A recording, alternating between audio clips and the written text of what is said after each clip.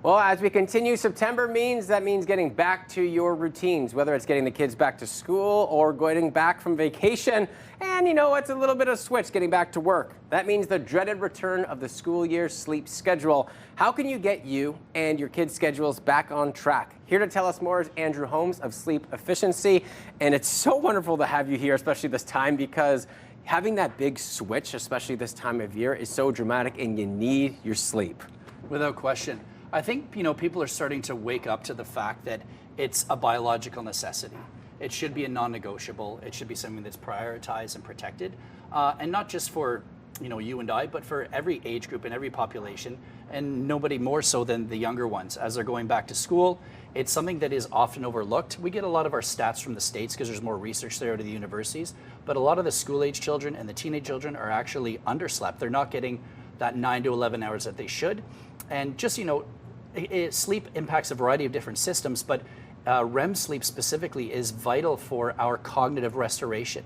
It's responsible for creativity and learning. It's responsible for memory consolidation.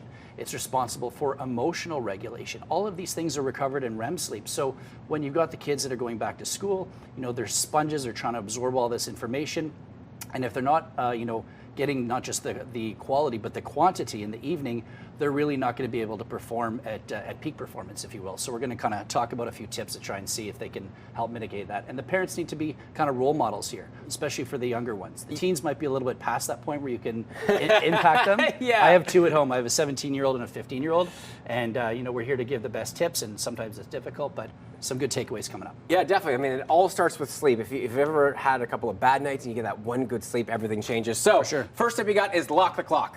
Right, so this is what I said about protecting your sleep, and that's locking in the bedtime and locking in the rise time. So if we're going to try and get that 9 to 11 hours of sleep, going to bed at the same time and getting up at the same time is absolutely crucial. Our sleep cycles become tailored to very specific hours, and just like when they're really young, they want schedule, they want routine, and our body still craves that. So really protecting those hours and not letting it waver too much. If we go too far one way one night, let them stay up till 11 or 12 kind of thing for those teenagers, and then they're going to bed earlier and that rise time is shifting, they're not going to be able to tailor those sleep cycles to be optimized essentially. So protecting paramount is, continuity is king, and it's kind of paramount to lock in those two timelines. Yeah, don't try to veer too far away from the bedtimes, especially as we get into the weekends too, right, where that changes a little bit. Don't try to go too far, because you definitely feel the effects when you try to get back to your normal routine.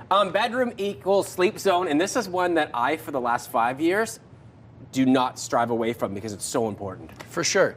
You really want to optimize the bedroom for sleep and really associate those two things. When you get to the bedroom, it should be for sleep only. Now, for the school-age population and those teenagers, it's somewhat a challenge because that's their private space. That's where they like to be alone. They like to be able to be on their social media. But really, the bedroom should be for sleep only. If we could at least remove one or two things, let's say getting the homework out of the bedroom, and doing that in a common place. So when the body gets to the bedroom, it's not associating it with anything else other than sleep. Getting the temperature of the bedroom would be key here as well. We really want to have a cool bedroom at night, maybe 65 degrees or so. Our body's core temperature wants to drop a degree or two in order to initiate and maintain sleep. So if you want your kids to fall asleep quickly and to have that stability of sleep, making sure that the temperature of the bedroom, and that's an easy fix. That's a thermostat switch, right? So that's a quick hack that you could implement. And it makes a big difference, especially if it's through the summer months when it's been a little bit hot and maybe you haven't had the AC pumping. Having that temperature in the bedroom being a little bit cooler, you will be so surprised with how much quicker you can fall asleep. It works for sure. Tip number 3 is fuel smart. Right. So obviously nutrition plays a massive piece, but we also want to look, at maybe reducing certain things like our caffeine intake. And for the school-age children, maybe that's not the coffees, but it's the energy drinks, right? People are drinking the Monsters, the Red Bulls, these types of things. Caffeine has a half-life of 5 hours. So if the kids are having, a caffeinated beverage, a Red Bull, Monster drink 5 o'clock in the evening, 50% of that caffeine is going to be in their system at 10 o'clock at night when they're trying to go to bed. And then, of course, you fast forward to 2 or 3 o'clock in the morning, 25% of that caffeine is still rattling around in their system. That's going to impact sleep stages, obviously their sleep onset latency and their ability to fall asleep. So obviously healthy eating habits is a great thing, but also watching that caffeine it can be a real culprit. I would say nothing after maybe noon or 1 o'clock for the young ones, Yeah, if at all. And I think a tricky part of that one too is, even friends of mine, like I can have a coffee at 5 o'clock and I still fall asleep fine. Well, it's okay that you fall asleep fine, but your REM and deep sleep will be impacted. So it's secretly impacting you, right? You got it. You got it. All right, finally for us, friend, active days equal restful nights. This is kind of somewhat common sense, and for everybody, but especially the school-age children. The more exercise we get, the more vigorous exercise we get, the deeper stages of sleep we're going to get into.